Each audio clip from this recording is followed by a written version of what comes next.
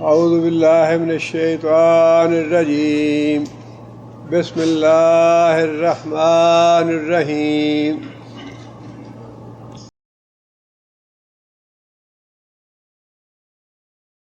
لیس علی الذین آمنوا وعملوا الصالحات جناح فیما طعموا، نہیں ہے کوئی گناہ ان لوگوں پر جو ایمان لائے، نیک عمل کیے، فیما طعموا جو وہ کھا چکے۔ پچھلی آیتوں میں اللہ تعالیٰ نے بعض چیزوں کی حرمت کا ذکر فرمایا ہے، شراب حرام ہے، جوا حرام ہے، اور اسی پہلی آیت میں یہ بھی فرمایا کہ جو غیر اللہ کے نام پہ جانور ذبح کیا گیا وہ حرام ہے۔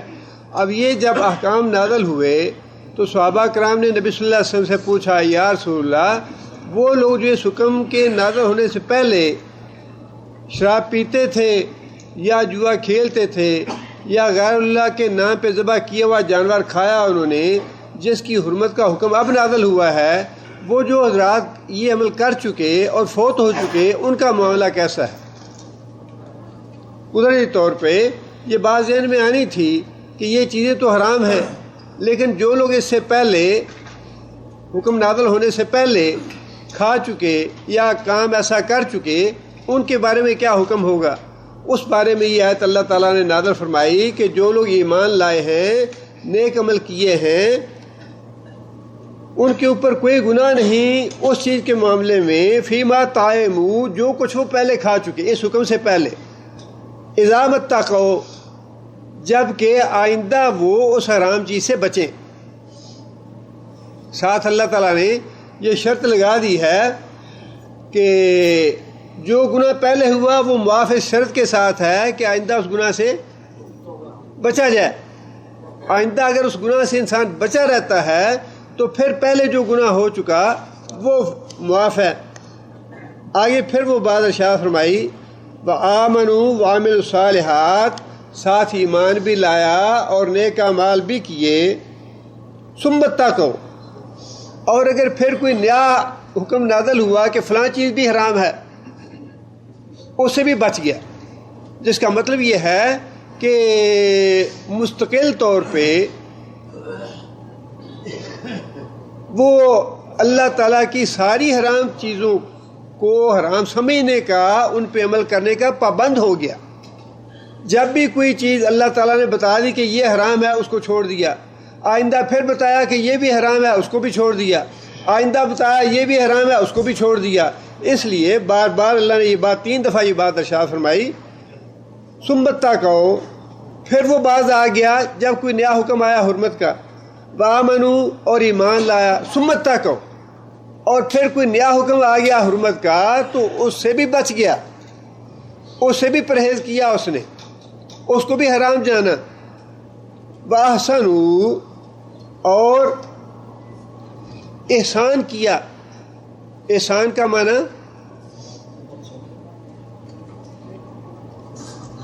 اس کا مادہ ہے حسن، حسن کا معنی ہے خوبصورتی۔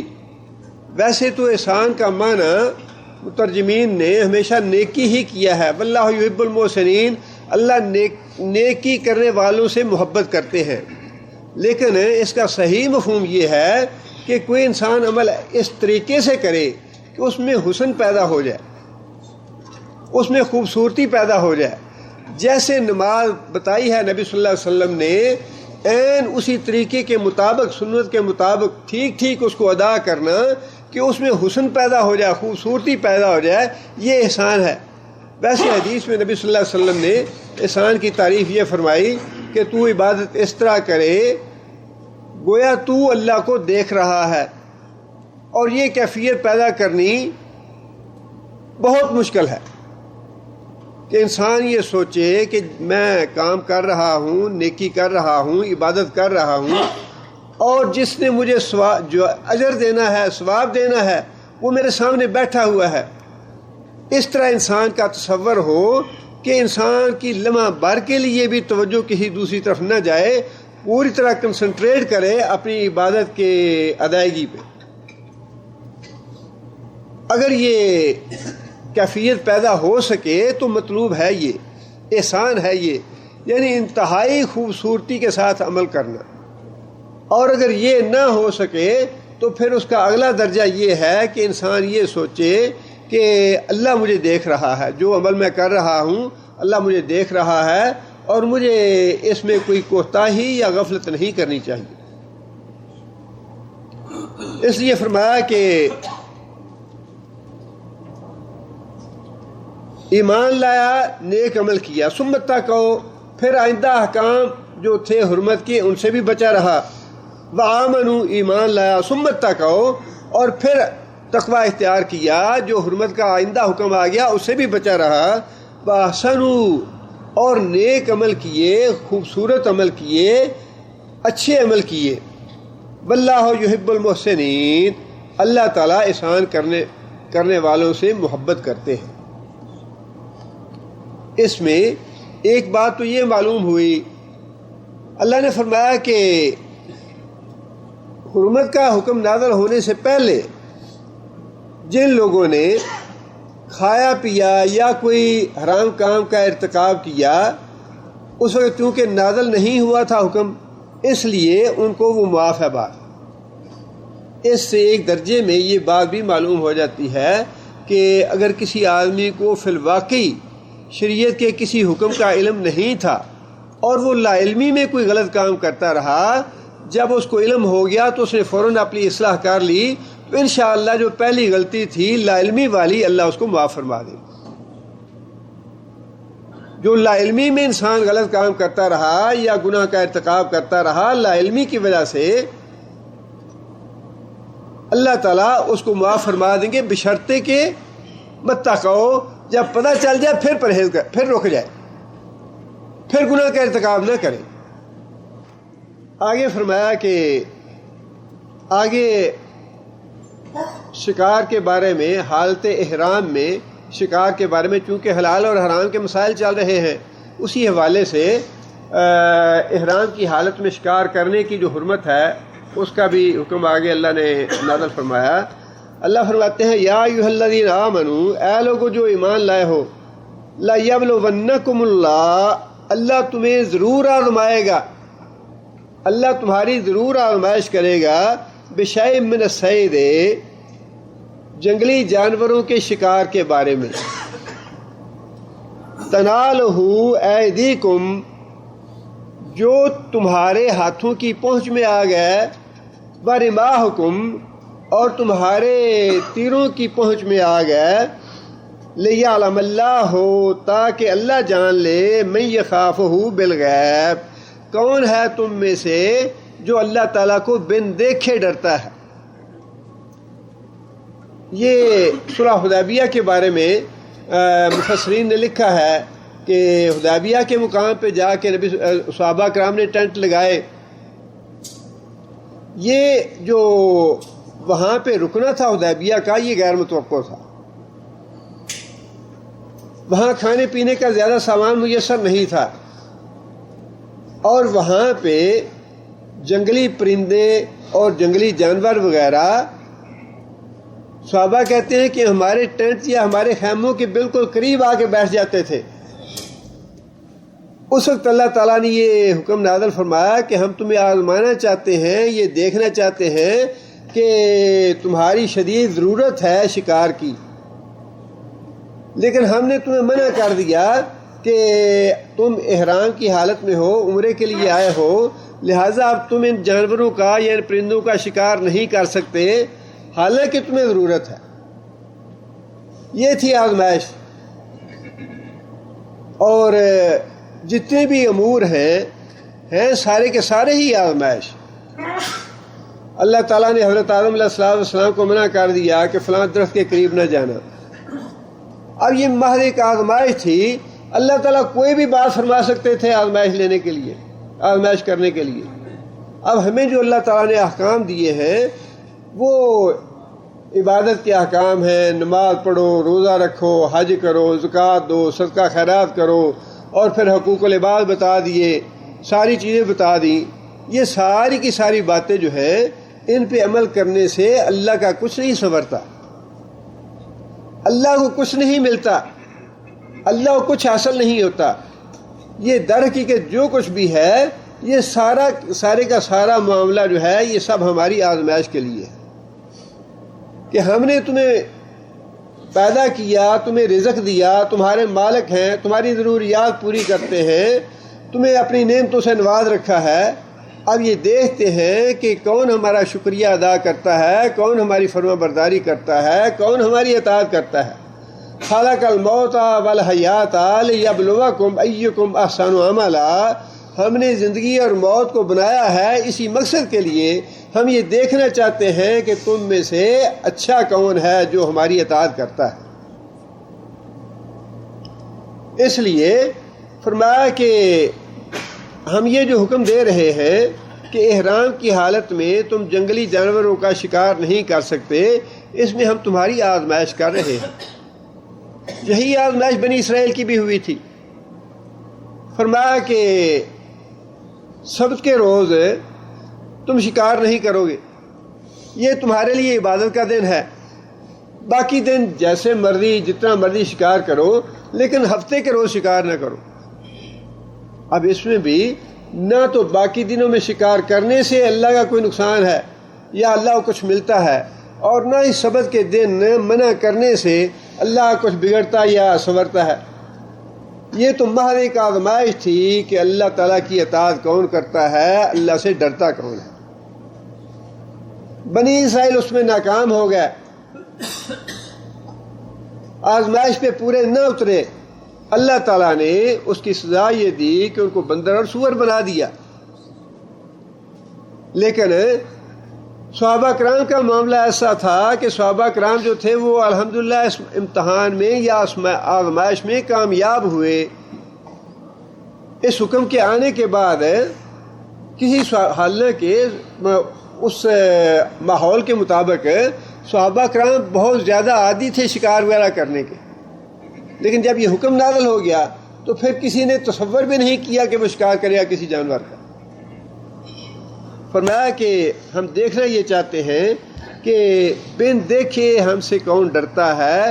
یہ سارے جتنے بھی معاملات ہیں اس میں بات یہی ہے، اللہ تعالیٰ پردے میں ہے، اللہ تعالیٰ سامنے نہیں ہے۔ جو سامنے ہوتا ہے اس کا خوف آتا ہے انسان۔ ایک چھوٹا سا سپاہی کیوں نہ ہو، وہ کھڑا کر لے، 24 گھنٹے تک کھڑا کیے رکھے تو انسان کی ضرورت نہیں ہوتی اسے کہنے کی مجھے کیوں کھڑا کیا، اس لیے کہ وہ سامنے موجود ہے۔ پتہ ہے کہ اگر اس کی نافرمانی کی تو مجھے اور بھی زیادہ سزا بھگتنی پڑے گی، اور بھی زیادہ مصیبت پڑے گی۔ اللہ تعالیٰ کا معاملہ یہ ہے کہ حضرت حق جو ہیں وہ خود پردے میں ہے، احکام دے دیے ہیں، اوامر نواہی بتا دیے ہیں، ان کے نتائج بتا دیے ہیں، لیکن اللہ تعالیٰ خود سامنے نہیں ہے۔ بتا دیا کہ میں بڑے اختیار والا ہوں، بڑی قدرت والا ہوں، بڑی طاقت والا ہوں، غالب ہوں، مجھے کوئی شکست نہیں دے سکتا، مجھ سے کوئی آگے نہیں گزر سکتا، یہ ساری باتیں بتا دیں، لیکن اللہ تعالیٰ ہے پردہ غیب میں، سامنے نہیں ہے۔ اس لیے یہ ہے واقعی بڑی آزمائش کہ انسان بن دیکھے ڈر جائے اس ذات سے جس کو انسان نے دیکھا نہیں ہے۔ قرآن مجید میں اللہ تعالیٰ نے فرمایا کہ وَأَمَّا مَنْ خَافَ مَقَامَ رَبِّهِ وَنَهَى النَّفْسَ عَنِ الْهَوَىٰ فَإِنَّ الْجَنَّةَ هِيَ الْمَأْوَىٰ۔ جو آدمی اس طرح اللہ سے ڈر گیا کہ اس نے اپنے نفس کو اپنی خواہشات سے روک لیا، جی چاہتا ہے یہ بھی کروں، جی چاہتا ہے یہ بھی کھاؤں، جی چاہتا ہے فلاں بھی کام کر گزروں، فلاں بھی کام کر گزروں، لیکن اللہ سے ڈرتا رہا، وَنَهَى النَّفْسَ عَنِ الْهَوَىٰ، اور اپنے نفس کو خواہشات کی پیروی سے روک دیا کہ نہیں نہیں یہ کام نہیں کروں گا، اس سے اللہ نے منع کیا، یہ حرام ہے، یہ ممنوع ہے، یہ ناجائز ہے، اللہ نے اس کو حرام قرار دیا ہے۔ وہ اس سے ڈر گیا تو فرمایا کہ فَإِنَّ الْجَنَّةَ هِيَ الْمَأْوَىٰ، اللہ سے ڈرنے والا جو ہے اس کے لیے ٹھکانہ جنت ہے۔ وَلِمَنْ خَافَ مَقَامَ رَبِّهِ جَنَّتَانِ فَبِأَيِّ آلَاءِ رَبِّكُمَا تُكَذِّبَانِ۔ جو آدمی اللہ سے ڈر گیا اس کے لیے 2 باغ ہیں جنت میں، جنتان ہیں اس کے لیے۔ حدیث میں آتا ہے کہ رسول اللہ صلی اللہ علیہ وسلم نے فرمایا کہ بنی اسرائیل کا آدمی تھا اور فوت ہوتے وقت اس نے اپنے بیٹوں کو یہ وصیت کی کہ میرے مرنے کے بعد میرے جسم کو جلا دینا اور میری راہ کو اڑا دینا ہوا میں، اور ساتھ یہ بات کہی کہ اللہ کی قسم میں نے اتنے گناہ کیے ہیں کہ اگر اللہ مجھ پہ قادر ہو گیا، مجھے دوبارہ اللہ نے زندہ کر دیا تو اللہ مجھے بڑی سخت سزا دے گا، اتنے گناہ کیے ہیں میں نے۔ اب یہ تو ہر آدمی کی اپنی سوچ ہوتی ہے، عقل ہوتی ہے۔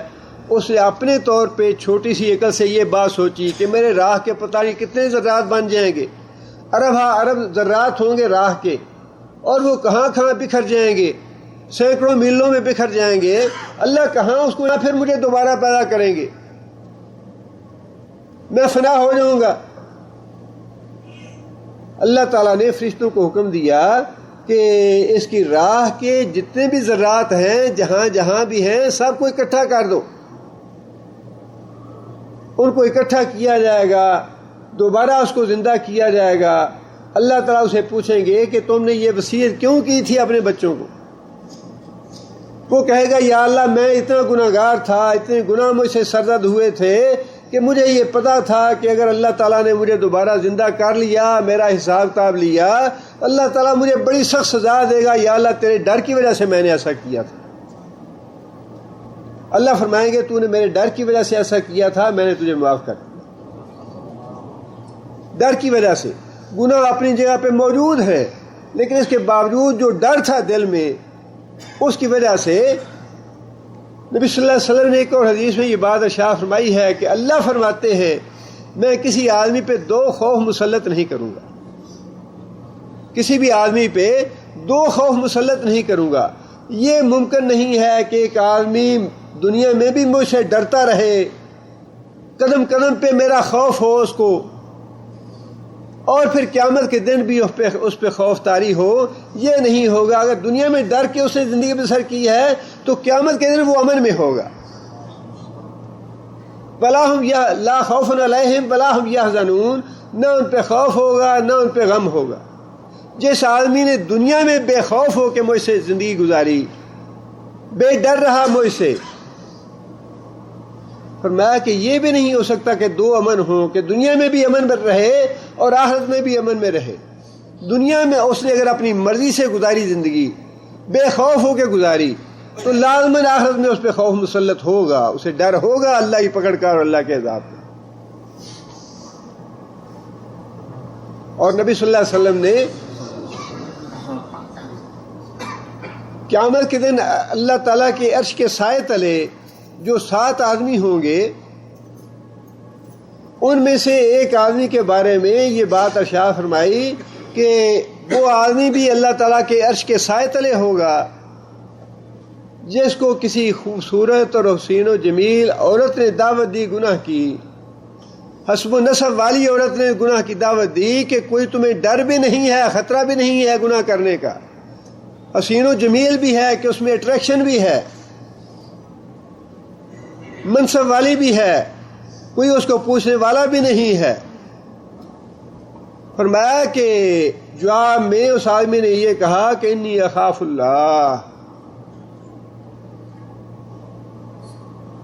میں اللہ سے ڈرتا ہوں، میں یہ کام نہیں کروں گا۔ فرمایا کہ وہ آدمی جسے اللہ کے ڈر سے گناہ کے قریب نہیں پھٹکا، قیامت کے دن وہ بھی اللہ تعالیٰ کے عرش کے سائے تلے ہوگا۔ رب السجن احب الی مما یدعوننی الیہ، یوسف علیہ السلام نے دعا مانگی تھی اللہ تعالیٰ سے، بادشاہ تھا اور اس کی بیوی بھی حسین و جمیل، منصب والی، حسب والی، کوئی ڈر اور خوف بھی نہیں تھا پکڑ کا، کسی سزا کا خوف نہیں تھا،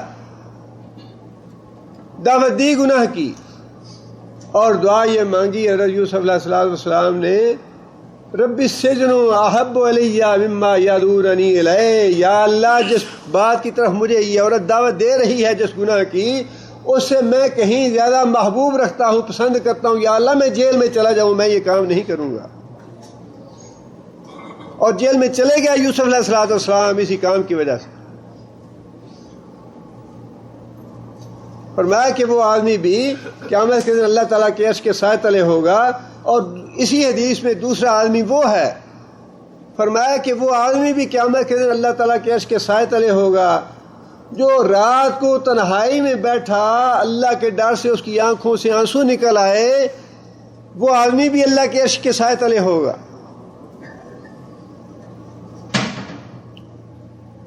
اس لیے اللہ نے فرمایا کہ یہ جو ہم نے احکام دیے ہیں، خواہ وہ اوامر کے ہیں یا نواہی کے ہیں، ان سے جو مقصد حاصل کرنا ہے یا جو چیز مطلوب ہے وہ تمہارا امتحان لینا ہے کہ تم اللہ سے بن دیکھے ڈرتے ہو یا نہیں ڈرتے۔ اس لیے کہ جب انسان سب کچھ دیکھ لے گا اس وقت تو انسان خود یہ اقرار کرے گا، وَلَوْ تَرَىٰ إِذِ الْمُجْرِمِينَ نَاكِسُو رُءُوسِهُمْ عِندَ رَبِّهِمْ رَبَّنَا أَبْصَرْنَا وَسَمِعْنَا، یا اللہ اب تو دیکھ لیا ہم نے، جہنم بھی دیکھ لی، تیرے فرشتے بھی دیکھ لیے، عذاب بھی دیکھ لیا، یا اللہ سب کچھ اب سرنا دیکھ لیا۔ دیکھنے کے بعد اللہ فرمائیں گے کہ اب تمہارا ایمان قابل قبول نہیں۔ ربنا اخرجنا منها فإن عدنا فإنا ظالمون، یا اللہ ہم نے سب کچھ دیکھ لیا، پتہ چل گیا جو آپ نے فرمایا تھا بالکل سچ تھا، بالکل صحیح تھا۔ اخرجنا منها، یا اللہ ایک دفعہ جہنم سے نکال دے۔ ان عدنا فإنا ظالمون، یا اللہ اگر دوبارہ ایسی حرکتیں کریں، دوبارہ گناہ کریں تو پھر ظالم ہوں گے، پھر بے شک جہنم میں ڈال دینا، لیکن ایک دفعہ معاف فرما دے۔ فرمایا کہ دیکھنے کے بعد کا ایمان قابل قبول نہیں ہے۔ فَيَقُولُونَ مَتَىٰ هَٰذَا الْفَتْحُ إِن كُنتُمْ صَادِقِينَ، یہ پوچھتے ہیں کہ وہ وعدہ قیامت کا کب پورا ہوگا، اگر تم سچے ہو تو بتاؤ وہ کب آئے گا؟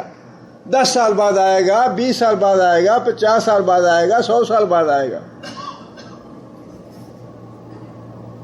فرمایا کہ قُل لَا يَنفَعُ الَّذِينَ كَفَرُوا إِيمَانُهُمْ، جب وہ آ جائے گا تو پھر ان کا ایمان لانا انہیں کسی کام نہیں آئے گا۔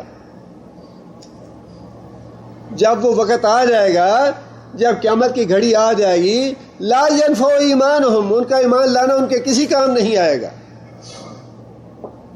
اس لیے اللہ تعالیٰ کو بن دیکھے اس دنیا میں اللہ سے ڈر جانا، اللہ کی اطاعت اور فرما برداری اختیار کرنا، اس کا اللہ نے بڑا اجر و ثواب رکھا ہے۔ فرمایا کہ 3 آنکھیں ایسی ہیں جن کو جہنم کی آگ نہیں چھوئے گی، 3 آنکھیں ایسی ہیں جن کو جہنم کی آگ نہیں چھوئے گی۔ ایک وہ آنکھ جو اللہ تعالیٰ کی رضا کے لیے اسلامی مملکت کی سرحدوں کا پہرا دینے کے لیے رات کو جاگتی رہی، اسلامی مملکت کی سرحدوں کا پہرا دینے کے لیے راتوں کو جاگتی رہی، اسے جہنم کی آگ نہیں چھوئے گی۔ دوسری فرمایا کہ وہ آنکھ جو اللہ تعالیٰ کی حرام کردہ چیزوں کو نہیں دیکھتی، اللہ کی حرام کردہ چیزوں کو نہیں دیکھتی۔ ٹی وی پہ حرام چیزیں آتی ہیں، ساری حرام چیزیں ہیں، عورتوں کی تصویریں بھی ہیں، مردوں کی تصویریں بھی ہیں، اور بڑی پرکشش تصویریں ہیں، گانا بجانا بھی ہے، ناچ اور ڈانس بھی ہے، ساری چیزیں ہیں، ساری حرام چیزیں ہیں،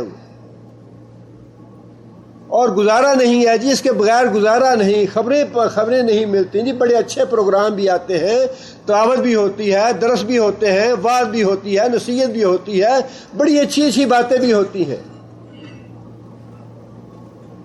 یہ تو قیامت کے دن جب اعمال تلیں گے تو پتہ چلے گا کہ دل کی نیتیں کیا تھیں، دل میں ارادے کیا تھے، دل میں کشش کس چیز کی تھی۔ دل میں کشش جو ہے وہ عورتوں کی تصویروں کی تھی، یا دل میں کشش اللہ کے رسول کے احکام کی تھی، یہ تو قیامت کے دن اللہ تول کے بتا دیں گے۔ اللہ سینوں کے، اللہ نے اسی لیے فرمایا ہے کہ میں تمہارے سینوں کے بھیج جو ہے نا قیامت کے دن وہ بھی نکال دوں گا۔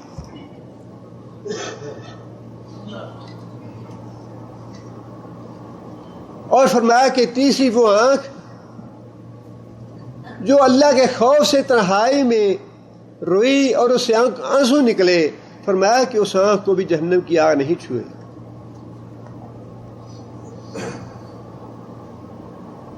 اس لیے فرمایا کہ اس کا مقصد جو ہے وہ یہ ہے کہ ہم دیکھنا چاہتے ہیں لِيَعْلَمَ اللَّهُ مَن يَخَافُهُ بِالْغَيْبِ، کہ اللہ تعالیٰ کو بن دیکھے کون ڈرتا ہے اللہ سے۔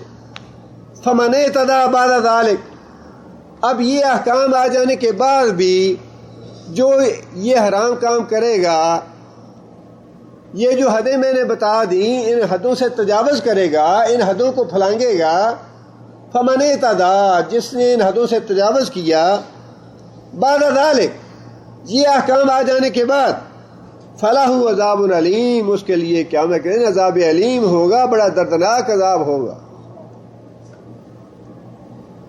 ایسے عذاب جن کا انسان اس دنیا میں تصور بھی نہیں کر سکتا۔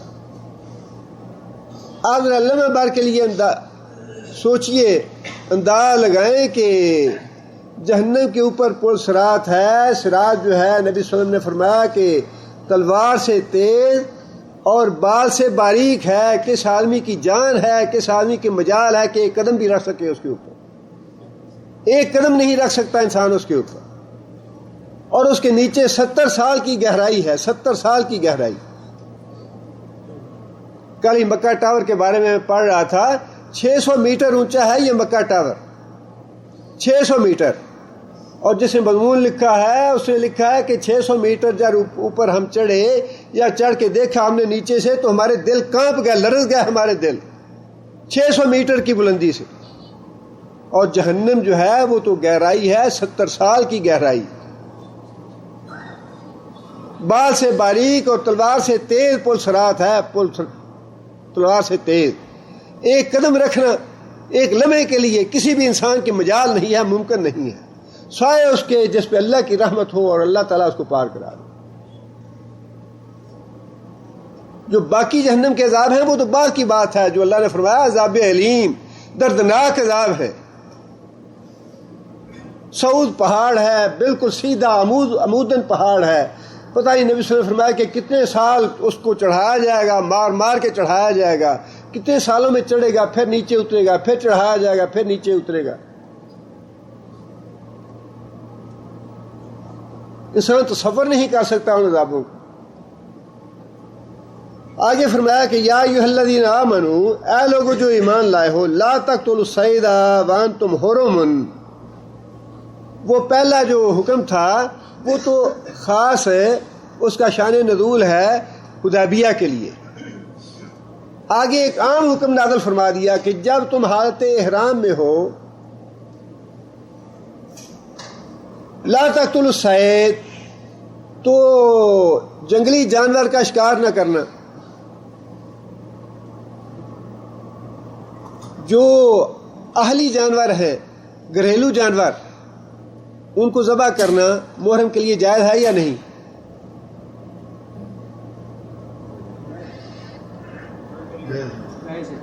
جی اشارے کرتے ہیں۔ حج کے موقع پہ احرام باندھ کے سارے لوگ گھریلو جانور جو ہیں، بکری ہے، گائے ہے، اونٹ ہے، ان کی بات نہیں ہو رہی۔ احرام کی حالت میں جنگلی جانور کا شکار کرنا محرم کے لیے منع ہے۔ جو گھریلو جانور ہیں ان کو ذبح کرنا، ان کا کھانا دونوں جائز ہے محرم کے لیے۔ گوشت کھا بھی سکتا ہے محرم، اور بکری کو ذبح بھی کر سکتا ہے محرم، اس لیے کہ یہ گھریلو جانور ہے، حکم اس کا نہیں ہے، حکم جنگلی جانور کا ہے۔ وَأَنْتُمْ حُرُمٌ، اور تم احرام کی حالت میں ہو، وَمَنْ قَتَلَهُ مِنْكُمْ مُتَعَمِّدًا فَجَزَاءٌ مِثْلُ مَا قَتَلَ مِنَ النَّعَامِ۔ آگے اللہ فرماتے ہیں کہ اگر کسی آدمی نے احرام کی حالت میں جان بوجھ کے جنگلی جانور کو شکار کر لیا، اس کا مار ڈالا اسے، اس کے لیے پھر کیا حکم ہے؟ اللہ فرماتے ہیں فجزاء، اس کا بدلہ یہ ہے مثل ما قتل، جو جانور اس نے قتل کیا اسی کی مانند، من النعام، مویشیوں میں سے، یعنی جو ہمارے گھریلو جانور ہوں گے، بکری ہے یا گائے ہے یا اونٹ ہے یا دمبا ہے، یہ گھریلو جانور جو ہے جس طرح کا جانور اسے مارا حالت احرام میں اسی طرح کے جانور جو ہے وہ اس کو ذبح کرنا پڑے گا. اگر وہ جانور مثلا ہرن تھا اس کے مقابلے میں ویسا ہی جانور جو ہے وہ بکرا وغیرہ ہو سکتا ہے ویسا ہی ہوگا. اگر کسی نے شتر مرغ جو ہے اس کو قتل کر دیا یا اس کا شکار کر دیا اس کے بدلے میں پھر بکرا نہیں بلکہ اونٹ ذبح کرنا پڑے گا.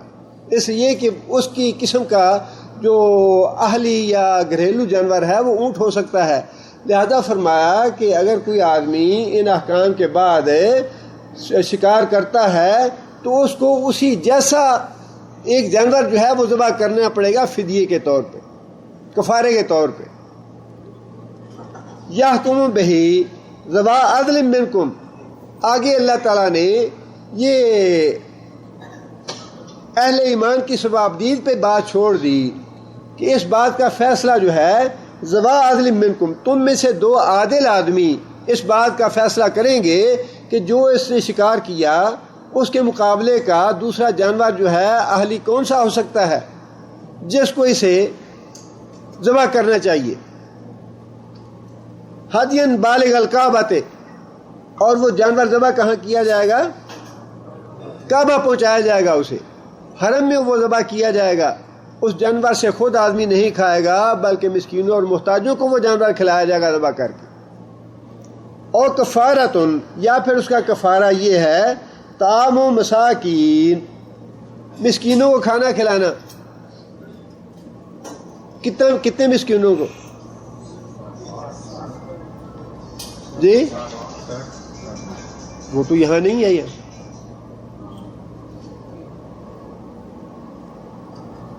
جتنا اس جانور کی قیمت ہوگی مثال کے طور پہ وہ جانور میسر نہیں ہے. فیصلہ کیا جاتا ہے عادل آدمی فیصلہ کرتے ہیں کہ جو شکار کیا اس نے اس کے بدلے میں اس کو اونٹ ذبح کرنا چاہیے. اونٹ فوری طور پہ میسر نہیں ہے. اونٹ کی قیمت کتنی ہے؟ جتنی بھی ہو قیمت اس کی اس علاقے میں یا اس وقت جتنی بھی قیمت ہوگی اتنی قیمت کا کھانا سارے مسکینوں کو کھلا دیا جائے. اس میں 100 مسکین کھانا کھائیں 50 کھائیں 40 کھائیں اچھا کھانا جتنے بھی مسکین کھا سکتے ہوں اس رقم میں کھلا دیا جائے. آگے فرمایا کہ او عدل ذالک صیامن یا پھر وہ آدمی جس نے شکار کیا وہ روزے رکھے. کتنے؟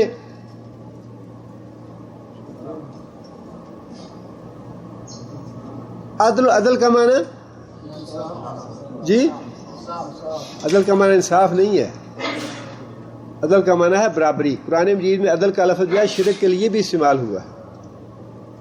قرآن مجید میں عدل کا لفظ شرک کے لیے بھی استعمال ہوا ہے کہ یہ لوگ اللہ کے ساتھ عدل کرتے ہیں اللہ کے ساتھ شرک کرتے ہیں اللہ کے ساتھ دوسروں کو اللہ کے برابر بناتے ہیں.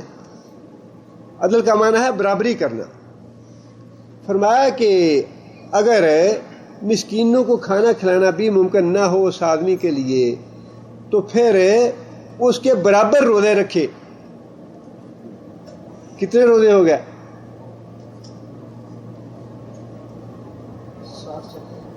جتنے مسکینوں کو کھانا کھلایا جا سکتا تھا اتنے ہی اس کو روزے رکھنے پڑیں گے.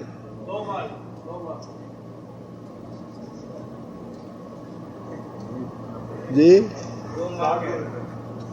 کیا کہہ رہے ہیں؟ 2 مہینے لکھا ہے یہ جی.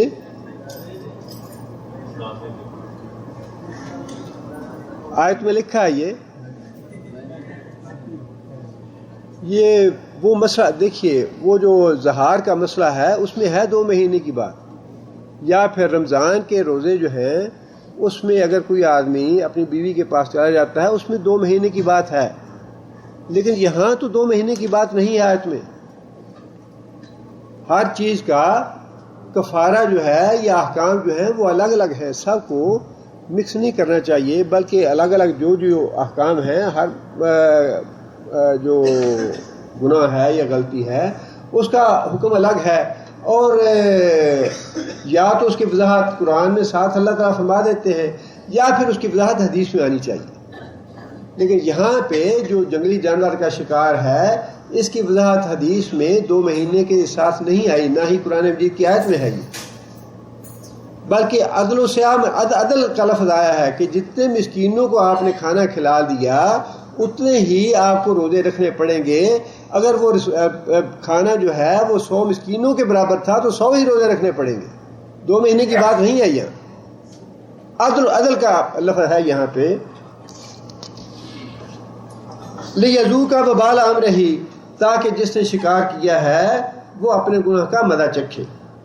عَفَا اللَّهُ عَمَّا سَلَفَ، اللہ نے معاف کر دیا اما سلف، جو اس سے پہلے ہو چکا، مطلب اس سے پہلے یہ گناہ کسی نے کیا تھا حکم نازل ہونے سے پہلے تو وہ معاف ہے. اب یہ اللہ تعالیٰ کا فضل ہے، اللہ تعالیٰ کا احسان ہے کہ حکم نازل ہونے سے پہلے جو گناہ ہوئے یا غلطیاں ہوئیں اللہ تعالیٰ، اور یہ جتنے بھی قوانین نازل ہوئے، جتنے بھی احکام نازل ہوئے، ان سب میں اللہ تعالیٰ نے یہی بات ارشاد فرمائی، فرمایا کہ 2 حقیقی بہنوں کو نکاح میں اکٹھا نہ کیا جائے، لیکن ساتھ ہی یہ فرما دیا کہ الا ما کا سلف، اس سے پہلے جو ہو چکا وہ ہو چکا، آئندہ ایسا نہیں ہونا چاہیے. یہاں بھی اللہ تعالیٰ نے وہی بات ارشاد فرمائی کہ جو پہلے ہو چکا اسے اللہ معاف فرمائے گا، لیکن ومن عاد فینتقم اللہ، جو پہلے ہو چکا وہ معاف ہے. لیکن اگر کسی نے اعادہ کیا، دوبارہ یہ کام کیا، اس کا مطلب یہ ہے دوبارہ کام کرنا جو ہے وہ زیادہ جرت مند آدمی کا کام ہوتا ہے. پہلی دفعہ گناہ کرنے سے انسان ڈرتا ہے، تھوڑا سا انسان جھجکتا ہے پہلی دفعہ گناہ کرنے سے، انسان میں پہلی دفعہ اتنی ہمت نہیں پڑتی. لیکن جو آدمی گناہ کا اعادہ کرتا ہے اس کا مطلب کیا ہے؟ وہ گناہ پہ دلیر ہو گیا ہے. جو آدمی دوبارہ گناہ کر رہا ہے اس کا مطلب یہ ہے کہ وہ گناہ پہ دلیر ہو گیا ہے. اس لیے اللہ تعالیٰ نے فرمایا کہ فَيَنْتَقِمُ اللَّهُ مِنْهُ، اللہ اسے انتقام لے گا، بدلہ لے گا. اور یہ بڑا سخت لفظ ہے انتقام لینے کا. ایک تو ہے سزا دینا، یہاں پہ ہے انتقام لینا کہ جو آدمی دوبارہ میرے حکم کی نافرمانی کرے گا اس سے میں انتقام لوں گا، بدلہ لوں گا. واللہ عزیز انتقام، اور یہ بات یاد رکھو اللہ انتقام لینے پہ پوری طرح قادر ہے، پوری طرح غلبہ رکھتا ہے، پورا اختیار رکھتا ہے انتقام لینے کا. آگے پھر یہ بات ارشاد فرمائی احل لکم، حلال کیا تمہارے لیے صید البحر، سمندر کا شکار. سمندر کا شکار یہ احکام ہے جنہیں کم از کم ہمیں تھوڑا بہت ان کا شعور ہونا چاہیے. یہ ظاہر ہے کہ احکام انسان کو چونکہ واسطہ بہت کم پڑتا ہے ان چیزوں سے، یاد نہیں رہتے، جب کبھی موقع آتا ہے دوبارہ دیکھنے پڑتے ہیں. لیکن کم از کم انسان کو اتنا پتہ ہونا چاہیے کہ قرآن مجید میں فلاں فلاں مسئلہ دیا ہوا ہے. جب کبھی موقع آئے تو انسان کو یہ پتہ ہو کہ یہ مسئلہ قرآن میں دیکھنا چاہیے، قرآن میں دیا ہوا ہے. یہ اگرچہ عام ہونے کی وجہ سے سب کو نہ یہ یاد رہتے ہیں اور نہ ہی ان کی اکثر اوقات ضرورت پڑتی ہے. جب کبھی موقع پیش آتا ہے تو ضرورت پڑتی ہے، لیکن اللہ تعالیٰ نے احکام دیے ہیں. یہ احل لکم، حلال کیا تمہارے لیے صید البحر، سمندر کا شکار، وطعامہ، اور اس کا کھانا. یہاں پہ چونکہ اللہ تعالیٰ نے یہ عام لفظ فرما دیا کہ سمندر کا کھانا تمہارے لیے حلال ہے، لہٰذا بعض ائمہ کرام کی رائے یہ ہے کہ سمندر میں جو بھی جانور ہے سب حلال ہے.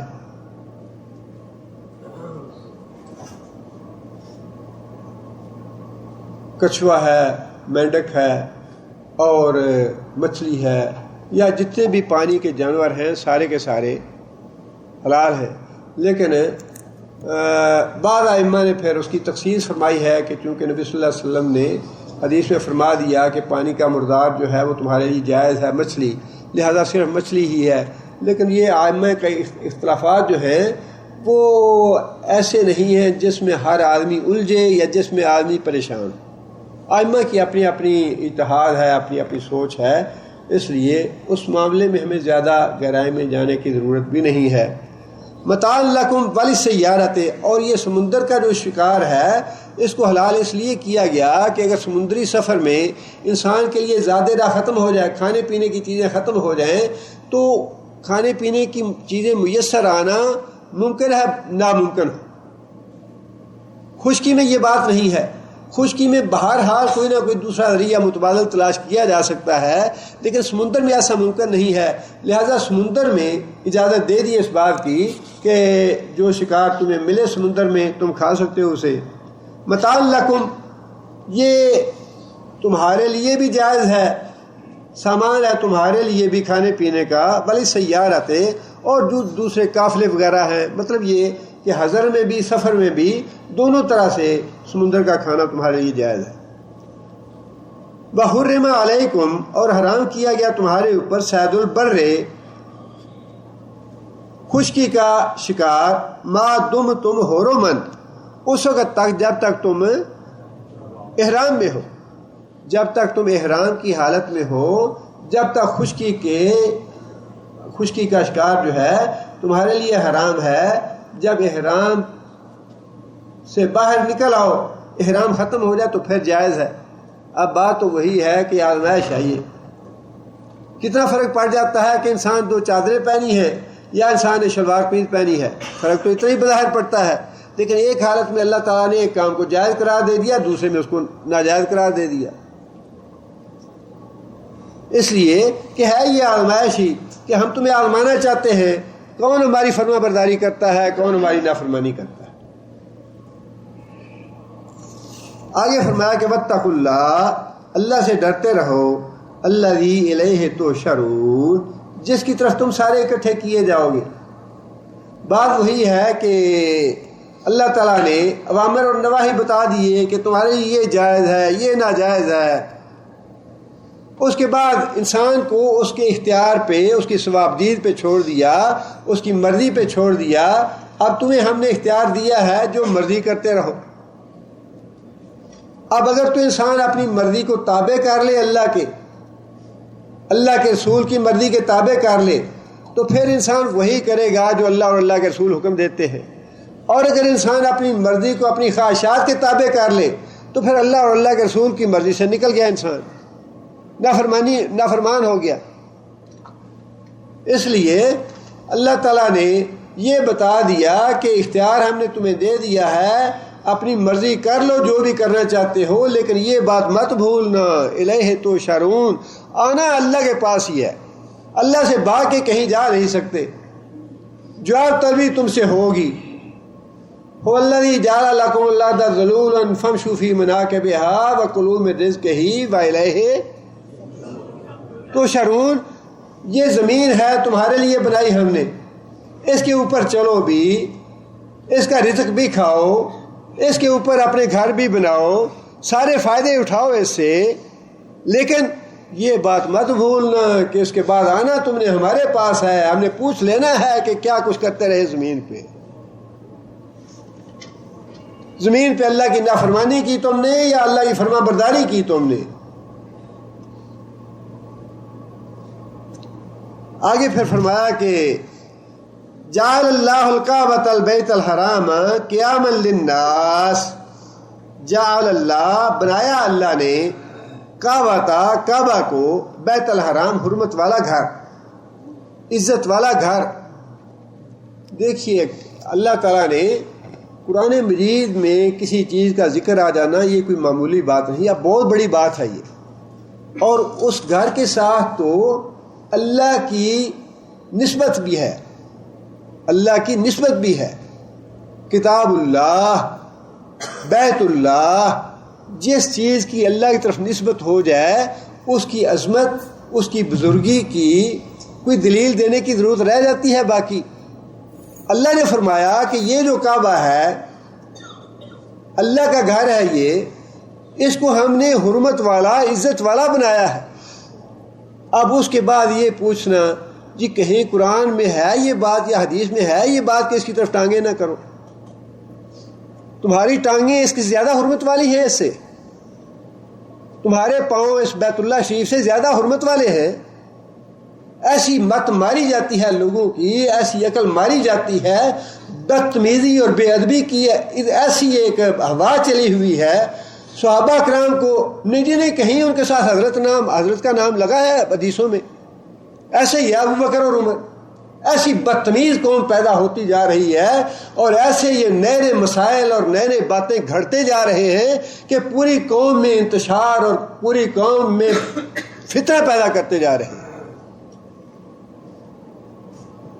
اگر تم نے صحابہ کا احترام نہیں کرنا، صحابہ کا دل میں کوئی ادب نہیں ہے، اللہ کے گھر کا کوئی ادب نہیں ہے، اللہ کے قرآن کا کوئی ادب نہیں ہے، تو پھر اسلام کیسا ہے؟ قرآن میں اللہ نے جس کو فرما دیا کہ میں نے اس کو عزت والا بنایا ہے، اس کی طرف وہی پاؤں کرے گا جس نے جوتے کھانے ہیں، یا جو بدبخت یہ سمجھتا ہے کہ میرے پاؤں اس گھر سے زیادہ عزت والے ہیں۔ ہمیں تو سمجھ نہیں آتی کیسی مت ہوئی ہے لوگوں کی، اور کہاں سے نئے آج 1400 سال ہو گئے کوئی آدمی کو ہم نے دیکھا نہیں، حضرت عمر، حضرت ابوبکر صدیق، اور خود اپنے لیے علامہ محدث الازہر، مفسر قرآن، شیخ الحدیث، شیخ القرآن، یہ سارے اپنے لیے تو جائز ہے، اپنے لیے تو ہونے چاہیے، یہ ادب اور احترام ہے، لیکن صحابہ کے لیے یہ حدیث میں نہیں آیا یہ لفظ۔ یہ ویسے ہی بولنا ہے جس طرح اپنے بچے کو کہتے ہیں یا اپنے غلام کو یا نوکر کو بلاتے ہیں، اوے ادھر آ تم، اور فلانے ادھر آؤ۔ صحابہ کے لیے ایسا ہی بولنا ہے۔ انتہا ہے بدتمیزی کی اور بے ادبی۔ جو آدمی قرآن کو پڑھتے پڑھتے اپنے سامنے ایسے نیچے رکھ لیتا ہے، اس کا مطلب یہ ہے کہ اس کے پاؤں سے بھی اس کے جو زیادہ ادب ہے قرآن کا۔ جس کے دل میں اتنا بھی ادب اور احترام نہیں ہے قرآن کا یا اللہ کے گھر کا یا صحابہ کرام کا، وہ کیا ایمان لایا ہے؟ کیا ہے اس کا ایمان؟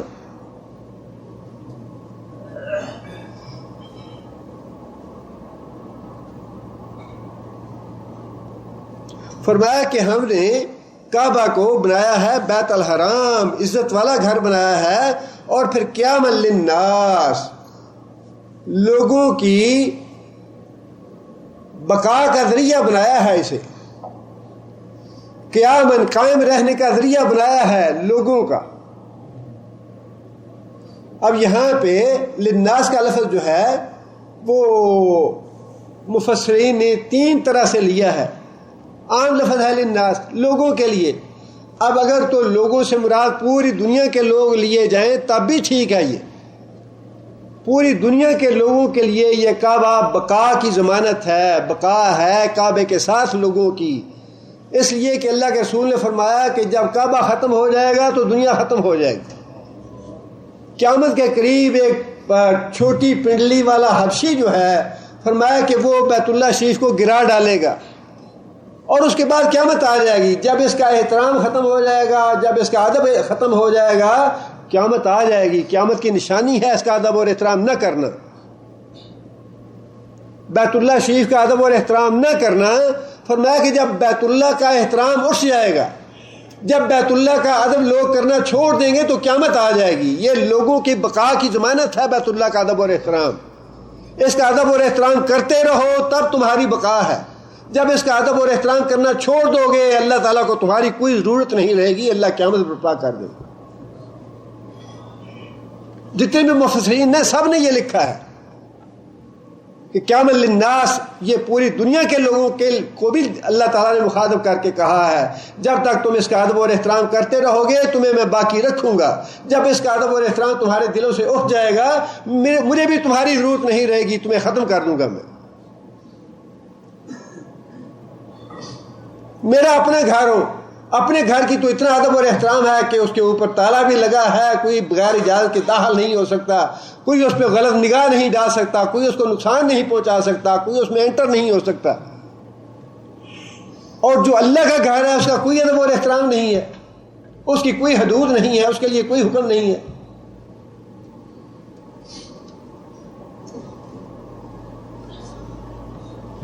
دوسرا فرمایا کہ للناس سے مراد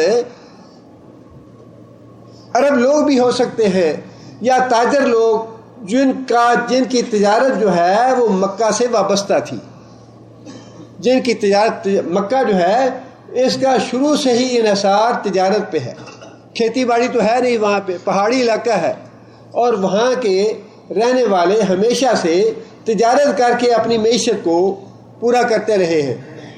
ان کی معیشت کا انحصار جو ہے بیت اللہ کی عزت کی وجہ سے چل رہا تھا، بیت اللہ کی حرمت کی وجہ سے ان کی معیشت جو ہے وہ قائم تھی، اس لیے کہ بیت اللہ شریف کی عزت اور احترام لوگوں کے دلوں میں موجود تھی۔ حرم میں داخل ہونے کے بعد اگر کسی کے باپ کا قاتل بھی سامنے آ جاتا اس کو بھی ہاتھ نہیں لگا سکتا تھا، اتنا امن ہوتا تھا، نہ ڈاکہ نہ چوری نہ قتل، پوری طرح وہ علاقہ جو ہے اللہ تعالیٰ نے محفوظ کر دیا، اور اللہ تعالیٰ نے اس طرح محفوظ کیا کہ حکومت نام کی کوئی چیز نہیں تھی وہاں، حکومت نام کی کوئی چیز نہیں۔ یہ ایک معجزہ ہے، معجزہ بیت اللہ شریف کا علاقہ، حرم کا علاقہ جو ہے اس اعتبار سے معجزہ ہے۔ حرم کے چاروں طرف جتنے بھی عرب قبائل تھے، ڈاکے ڈالنے، قتل و غارت کرنی، خون ریزی کرنی، چوریاں کرنی، حرام کام کرنے، سارے جائز تھے، سب کام کرتے تھے وہ۔ اور حرم کے اندر کوئی باقاعدہ حکومت نہیں تھی جو کوئی قانون نافذ کرے، جو پولیس بنائے، جو مجرموں کو پکڑے، ان کو سزا دے، کوئی حکومت ایسی نہیں تھی۔ یہ محض ایک اللہ تعالیٰ کا حکم تھا کہ میں نے اس گھر کو عزت والا گھر بنایا ہے، لہذا اس حرم میں نہ کوئی قتل کیا جائے، نہ کسی کو گزند پہنچایا جائے، نہ کسی سے لڑائی جھگڑا کیا جائے، نہ کسی کو گالی گلوچ دیا جائے۔ اللہ تعالیٰ کا اس علاقے کو حرم شریف قرار دینا یہ گویا کہ ان کی ساری زندگی کی معیشت کا انحصار اسی حرمت والے گھر کی وجہ سے تھا۔ اس لیے اللہ نے فرمایا کہ میں نے تمہاری جو زندگی کی بقا ہے عربوں کی یا ان مکہ والوں کی، اس کا انحصار جو ہے وہ رکھا ہے اس بیت اللہ شریف کی حرمت پہ۔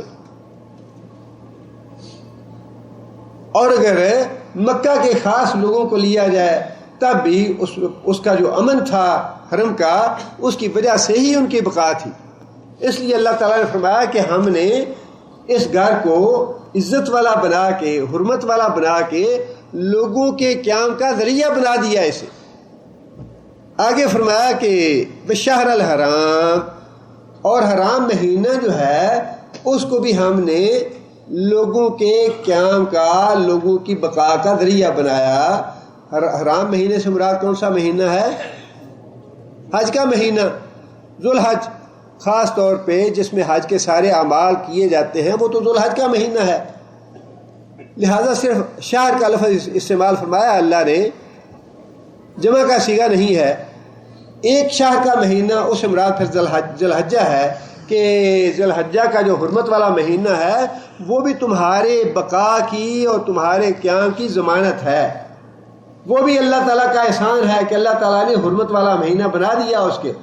حج کے لیے تم لوگ آتے ہو تو تمہیں کسی قسم کا کوئی خوف اور خطرہ نہیں ہوتا، تم امن میں آ جاتے ہو۔ آگے فرمایا کہ والہدیہ والقلائد، اور قربانی کے جانور جو ہیں ان کو بھی ہم نے تمہارے قیام کا باعث بنایا ہے۔ جانور جہاں جس قافلے کے ساتھ، جس آدمی کے ساتھ قربانی کا جانور ہوتا تھا، عرب لوگ جان لیتے تھے کہ یہ آدمی حج اور عمرے حج کے لیے جا رہا ہے، لہٰذا اسے کوئی گزند نہیں پہنچاتا تھا، اسے کوئی ہاتھ نہیں لگاتا تھا۔ اس لیے فرمایا کہ یہ قربانی کے جانور جو کعبہ میں جا کے ذبح کیے جانے والے ہیں، حرم میں جا کے ذبح کیے جانے والے ہیں، یہ بھی تمہاری بقا کا ذریعہ ہے۔ اور فرمایا والقلائد، اور قلائدہ بھی، قلائد بھی، قلادہ کی جمع قلائد، قلادہ جو ہے یہ لفظ کیا، اس کا معنی کیا ہے؟ قلادہ کا معنی جی، قلادہ کا معنی شاید ایک آدھ آدمی کو آتا ہوگا، لیکن تقلید کا معنی سب کو آتا ہے۔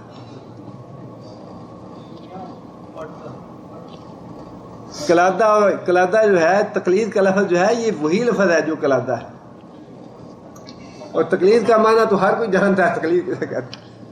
تقلید کا معنی کیا ہے؟ گلے میں پٹا ڈالنا. تقلید یہ اسی قلادہ سے ہی.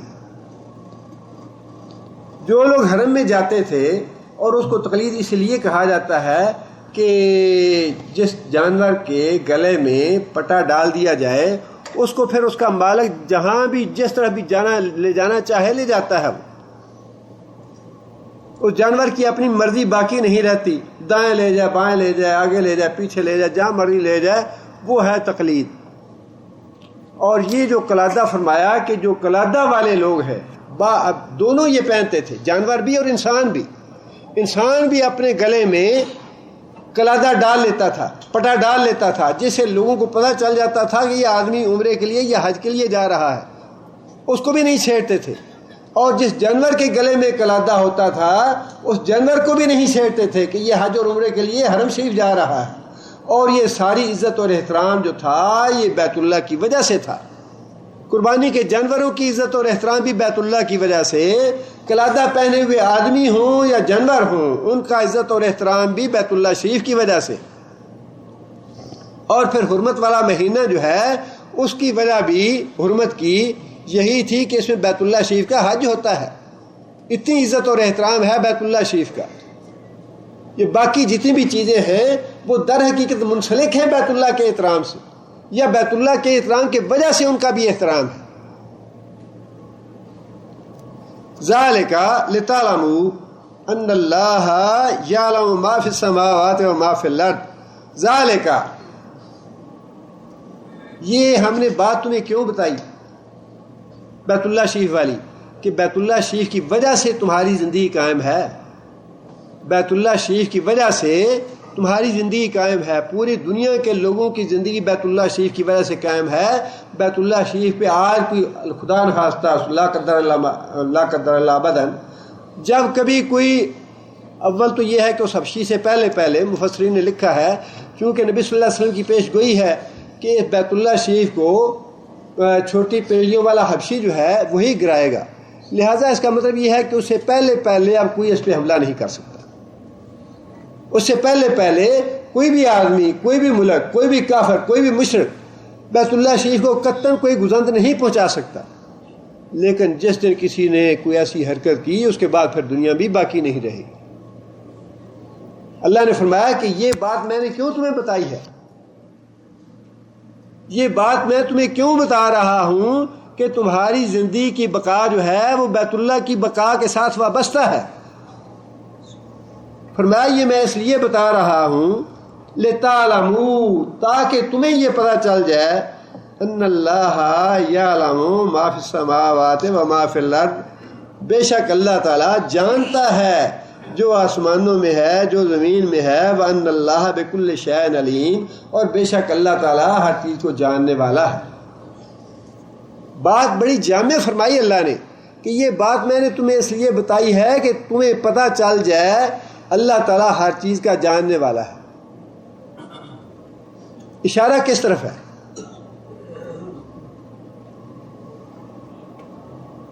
دیکھیں نا، یہ بات تو ایک عام سی ہے، جی اللہ ہر چیز جانتا ہے، اللہ علیم ہے. لیکن یہاں تو اللہ فرما رہے ہیں یہ بیت اللہ والی بات میں نے تمہیں کیوں بتائی ہے. یہ باتیں قرآن کی بڑی قابل غور ہیں اور بڑی قابل توجہ ہیں، ان پہ انسان کو غور و فکر کرنا چاہیے. میں نے تمہیں یہ کیوں بتایا ہے کہ بیت اللہ شریف جو ہے یہ احترام والا ہے اور اس کی بقا کے ساتھ ہی تمہاری بقا وابستہ ہے. میں نے تمہیں یہ بات کیوں بتائی؟ تاکہ تمہیں یہ پتہ چل جائے کہ اللہ ہر چیز جانتا ہے. یہ تو ہر آدمی جانتا ہے، اللہ جانتا ہے. یہاں اس کا اشارہ کس طرف ہے؟ اس کا اشارہ اس طرف ہے کہ جو پہلے ہم نے تمہیں حلال حرام چیزیں بتائی ہیں اللہ جانتا ہے کہ ان میں تمہاری بھلائی ہے. یہ نہ سمجھنا کہ اس میں اللہ کا کچھ بنتا ہے یا اللہ نے اپنی بھلائی کوئی اس میں کی ہے. اللہ فرماتے ہیں کہ جو بھی ہم احکام دیتے ہیں باخبر رہو، اللہ پوری طرح جانتا ہے اس میں تمہارا فائدہ کیا ہے، روکنے میں تمہارا اس میں نقصان کیا ہے. اگر اللہ نے یہ حکم دیا کہ چور کے ہاتھ کاٹو تو اللہ پوری طرح جانتا ہے کہ تمہارا کتنا فائدہ ہے اس میں. اگر اللہ نے حجاب کا حکم دیا ہے کہ عورتیں حجاب پہن کے نکلیں تو اللہ پوری طرح جانتا ہے کہ اس میں تمہارا کیا فائدہ ہے. کل ہی میں ایک مضمون پڑھ رہا تھا، وہ واقعہ انہوں نے دیا ہوا تھا کہ ایک خاتون کا نکاح ہوا، خاتون بڑی دیندار قرآن حدیث پڑھنے والی، اور یہ بڑا المیہ ہے کہ ہم لوگ جو ہیں وہ اپنے بچوں کی تربیت دینی خطوط پہ کرتے ہیں، لڑکوں کی بھی اور لڑکیوں کی بھی، لیکن جب نکاح کا موقع آتا ہے تو دنیا کی چمک دمک جو ہے وہ بیڑا غرق کر دیتی ہے ہر چیز۔ دیندار بچی، پردہ کرنے والی بچی، نماز پڑھنے والی بچی بے دین گھرانے میں چلی گئی۔ اب وہ ہر وقت رونا دھونا اس کا مقدر بن گیا کہ پردہ بھی اتروانا چاہتے ہیں، نمازیں چھڑانا چاہتے ہیں، باقی بے دینی کے کام سارے کرانا چاہتے ہیں۔ وہ اللہ تعالیٰ سے دعا مانگے، یا اللہ تو میری مدد فرما، یا اللہ تو نصرت کر، میں تیرے حکم پہ چلنا چاہتی ہوں، تیرے نبی کے حکم پہ چلنا چاہتی ہوں۔ غیر محرم لوگ گھر میں آ جائیں تو شوہر مجبور کرے کہ تم ان کی سروس کرو، ان کو چائے پانی لا کے دو۔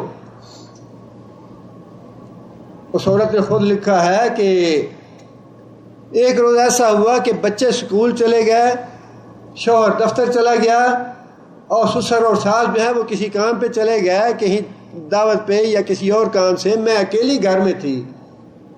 اور جو آدمی اکثر آتا رہتا تھا، جس سے میں بڑی نالاں تھی، اور میں اپنے شوہر کو کہتی تھی کہ یہ آدمی اچھا نہیں ہے، سب کی عدم موجودگی میں دن کے وقت وہ آ گیا، اور دن کے وقت آیا، اس نے دروازہ کھٹکھٹایا، دروازہ میں نے کھولا تو مجھے کہنے لگا کہ گھر والے کہاں ہیں یا فلاں کدھر ہے، تو میں نے کہا وہ نہیں ہے گھر پہ، اور اس سے میرا مطلب یہی تھا کہ میرے بتانے پہ یہ واپس چلا جائے گا۔ پہلے اس نے مجھے یہ کہا کہ مجھے پانی چاہیے، میں نے پانی کا گلاس لے کے اس کو دیا پلانے کے لیے، تو اس نے میری کلائی پکڑ لی۔ عورت کہتی ہے کہ میں نے غصے سے زبردستی اس سے اپنا ہاتھ چھڑایا اور زبردستی دروازہ بند کیا۔ دیر تک وہ بعد میں کھٹکھٹاتا رہا دروازہ، کنڈی کھولنے کے لیے، میں نے دروازہ نہیں کھولا، پھر وہ چلا گیا واپس۔ اللہ فرماتے ہیں کہ جو میں نے حکم دیے ہیں تمہیں، ان میں تمہارا فائدہ ہے، میں جانتا ہوں۔ یعلم ما فی السماوات والارض، زمین و آسمان کے حقائق، زمین و آسمان کے اسرار و رموز تم نہیں جانتے، میں جانتا ہوں۔ کتنے رموز ایسے ہیں، کتنے اسرار ایسے ہیں، اللہ کے رسول نے ہمیں بتا دیے، لیکن ہم نہیں دیکھتے انہیں۔ اور بڑی عام مثالیں ہیں، ہمارے کندھوں پہ کرامن کاتبین بیٹھے ہیں، کون آدمی دیکھتا ہے؟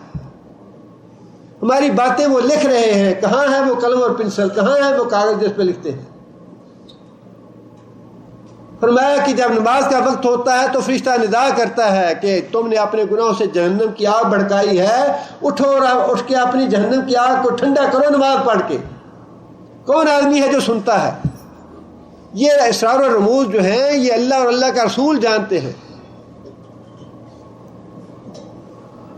زاجرات زجرن، فرمایا کہ تمہارے دائیں بائیں آگے پیچھے جب تم گناہ کرتے ہو، لعنت والے کام کرتے ہو، تو میں نے فرشتے مقرر کیے ہیں جو لعنت ڈالتے ہیں تم پہ، تمہارے اوپر۔ کس کو نظر آتے ہیں وہ؟ اس لیے اللہ نے فرمایا کہ جو احکام میں نے تمہیں دیے ہیں کہ یہ چیزیں تمہارے لیے حلال ہیں، یہ حرام ہیں، یہ کھاؤ یہ نہ کھاؤ، اس سے باز آ جاؤ، یہ تمہارے لیے ٹھیک ہے۔ فرمایا یہ احکام میں نے تمہیں اس لیے دیے ہیں کہ تمہاری عقل میں یہ بات آ جائے کہ جو اللہ ہمیں حکم دے رہا ہے وہ ہماری خیر اور بھلائی کا ہے۔ زمین و آسمان کے رموز اور اسرار جو ہیں تم نہیں جانتے، میں جانتا ہوں، کس میں تمہاری بھلائی ہے، کس میں تمہارا نقصان ہے۔ اس کے بعد یہ کہنا کہ آج کل کے زمانے میں حدود نافذ کرنا یہ تو بڑی وحشیانہ سائے ہیں، دنیا ہمیں تانا دے گی، دنیا ایسے بڑے پسماندہ لوگ ہیں، یہ برقع پہنیں گے یا حجاب پہنیں گے تو لوگ کیا سمجھیں گے کہ بڑے جنگلی لوگ ہیں، یہ ان پڑھ لوگ ہیں۔ یہ کافر کی زبان سے باتیں نکل سکتی ہیں، کسی مومن یا مسلمان کی زبان سے باتیں نہیں نکل سکتی۔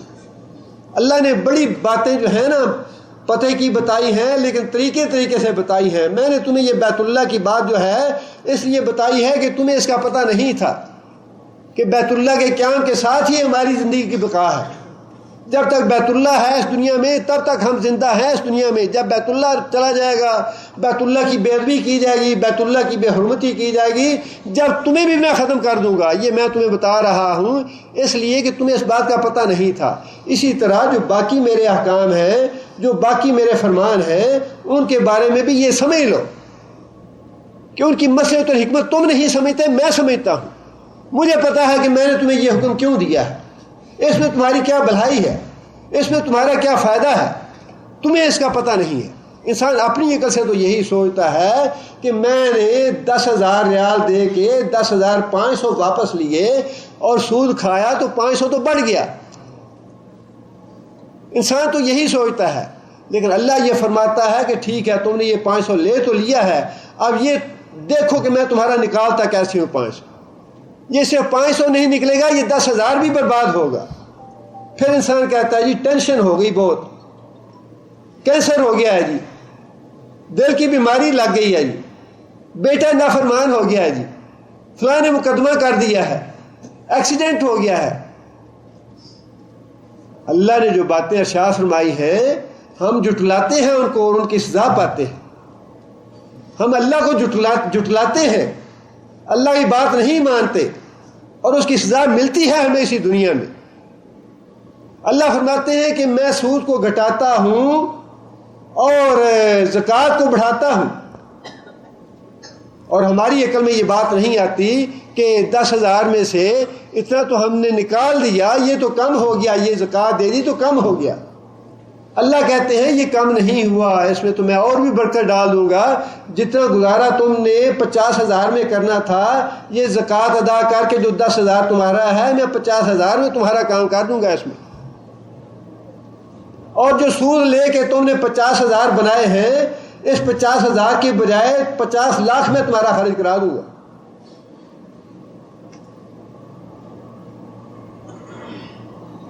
اس لیے ہمیں یہ بات تسلیم کر لینی چاہیے کہ اللہ تعالیٰ کے احکام جو ہیں ان کی مصلحت اور حکمت اللہ جانتے ہیں، اور ان میں ہمارے لیے خیر اور بھلائی ہے. اور اگر آپ اپنی عقل سے کام لینا ہے تو جائیں جہنم میں.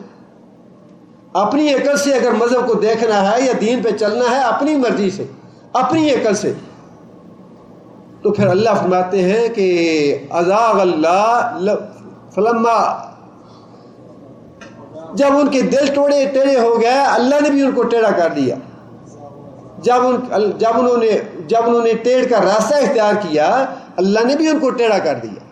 ٹھیک ہے، جو انسان پھرتا ہے اللہ تعالیٰ سے، جو انسان نافرمانی کرتا ہے اللہ سے منہ موڑتا ہے، چلا جائے جہاں جانا چاہتا ہے. لیکن اللہ تعالیٰ نے یہ بات تو بتا دی کہ میں نے تمہیں بیت اللہ شریف والی بات اس لیے بتائی ہے کہ تمہارے دماغ میں بھی یہ بات نہیں آ سکتی تھی، تم سوچ بھی نہیں سکتے تھے کہ بیت اللہ کی بقا کے ساتھ ہماری بقا ہے. یہ میں نے تمہیں بتا دیا، اور اس لیے بتایا ہے کہ باقی باتوں کے بارے میں بھی تم اپنے آپ یہ اب سوچ لو، سمجھ لو کہ جو باقی میں نے احکام دیے ہیں ان میں بھی تمہاری خیر اور تمہاری بھلائی ہے. اللہ تعالیٰ ہمیں عمل کا توفیق عطا فرمائے. سبحان ربک رب العزت عما یصفون وسلام علی المرسلین.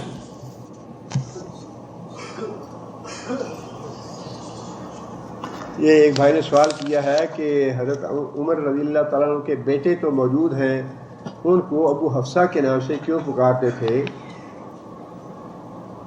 کنیت جو ہے وہ ہمیشہ پہلی اولاد کے نام رکھی جاتی ہے، خواہ وہ بیٹا ہو یا بیٹی ہو.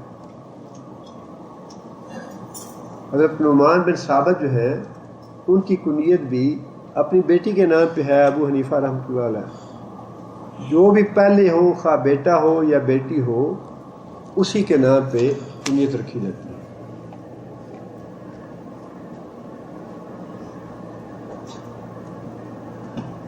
موبائل فون میں قرآن کا متن اور تلاوت سیو ہوتی ہے اور ہم اس کے ساتھ حمام میں جاتے ہیں رفع حاجت کے لیے، کیا یہ صحیح ہے؟ یہ صحیح نہیں ہے.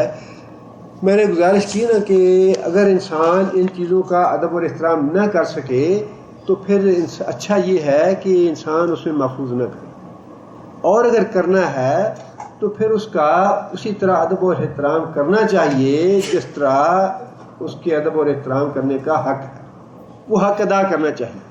اور نبی صلی اللہ علیہ وسلم نے منع فرمایا ہے اللہ کے نام والی کوئی بھی چیز حمام میں لے کے نہ جایا جائے.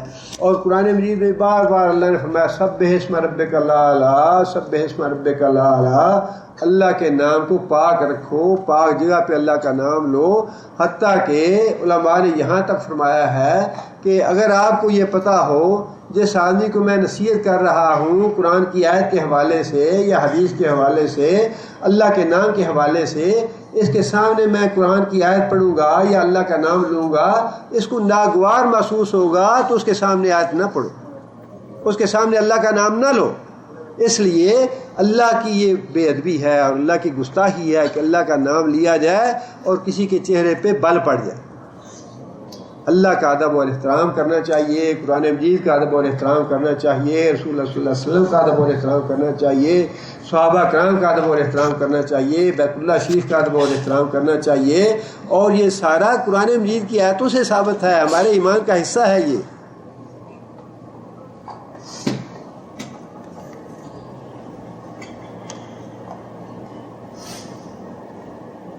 کیا قیامت کے دن فرشتوں کی بھی موت واقع ہوگی؟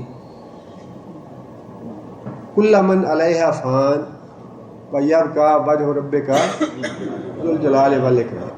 یہ آیت بڑی واضح ہے اس حکم کے لیے کہ اللہ تعالیٰ کی ذات کے علاوہ جتنے بھی ذی روح ہیں ان سب پہ موت واقع ہوگی، اور ان میں فرشتے بھی شامل ہیں، جنات بھی شامل ہیں، انسان بھی شامل ہیں، باقی جانور اور حشرات اللہ اور جو بھی ہیں سب ہیں. اور حتیٰ کہ انسان کی روح قبض کرنے والے اسرائیل جو ہیں وہ بھی،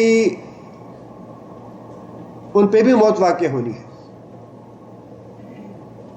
واللہ عالم حدیث کا درجہ کیسا ہے، لیکن جب سارے لوگ مر جائیں گے تو ابلیس جو ہے یہ بھاگے گا روح قبض کروانے سے، اور فرشتہ جو ہے موت والا وہ اس کے پیچھے بھاگے گا اور اس کی روح بھی قبض کی جائے گی ابلیس کی.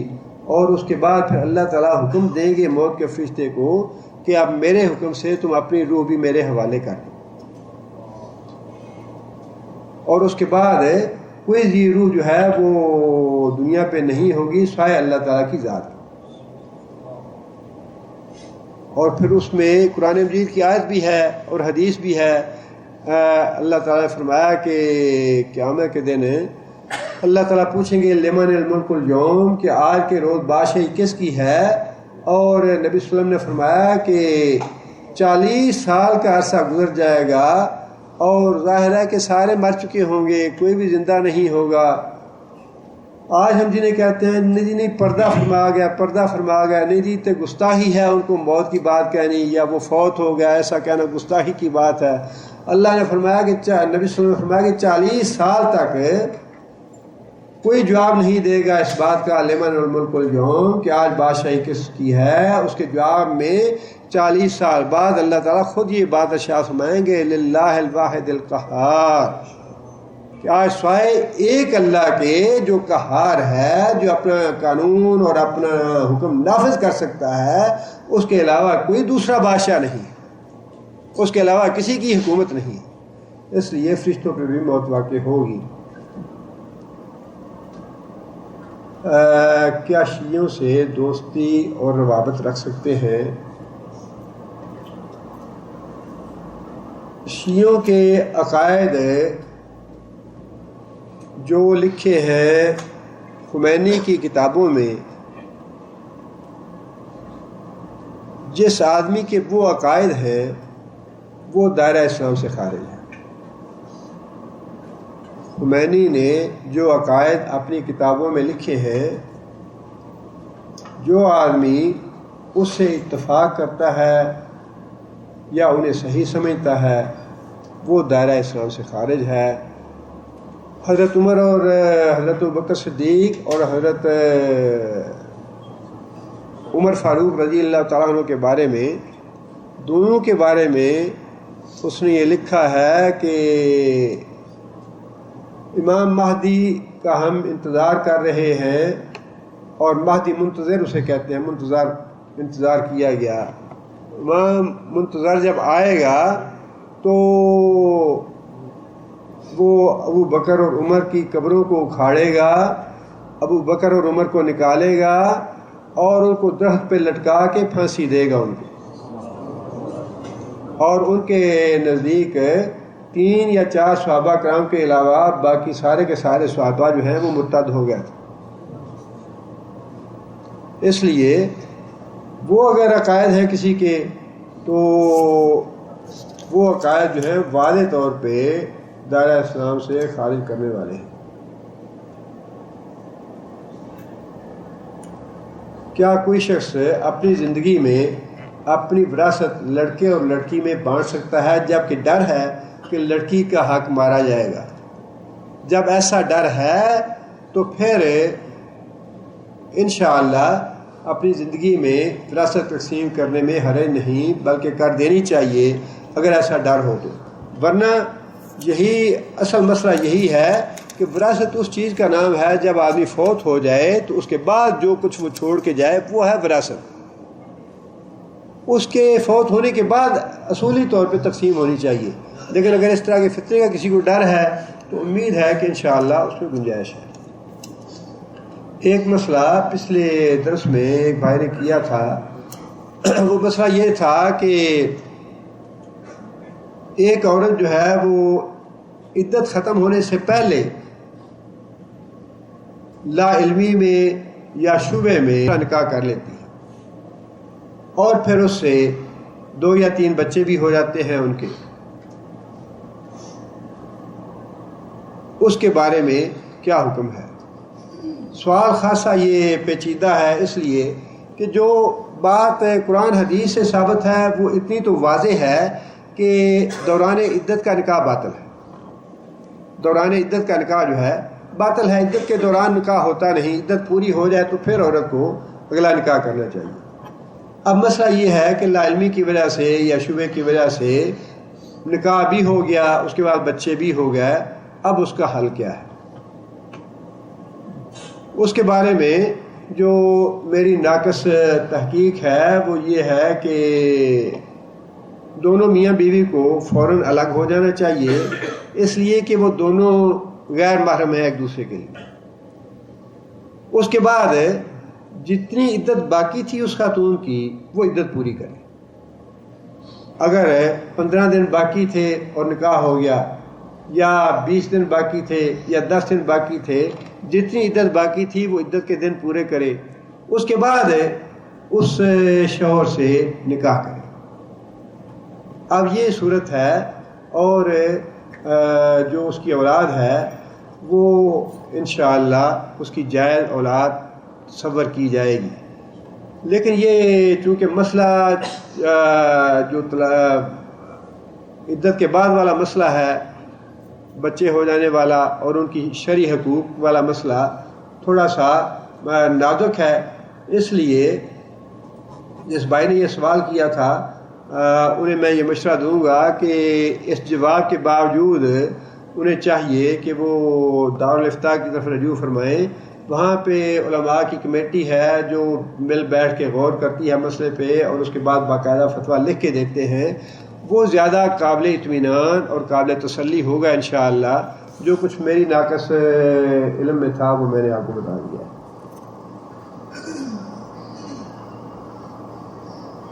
زکوٰۃ جو ہے وہ 85 گرام سونا میں فرض ہے، 7.5 تولہ ہونا چاہیے اس کے جتنے بھی گرام بنتے ہیں۔ سوال یہ ہے کہ 85 گرام سے زائد مال سے زکوٰۃ نکالنی ہے یا سارے مال سے؟ مسئلہ یہی ہے کہ یہ تو ایک نصاب ہے 7.5 تولے یا 80 گرام تولے، جب یہ پورا ہو جائے تو پھر سارے کے سارے سونے سے زکوٰۃ دینی ہے۔ اگر وہ 81 تولے ہے تو 81 تولے کا پورا جو ہے وہ زکوٰۃ دینی پڑے گی۔ سبحان ربک رب العزت عما یصفون۔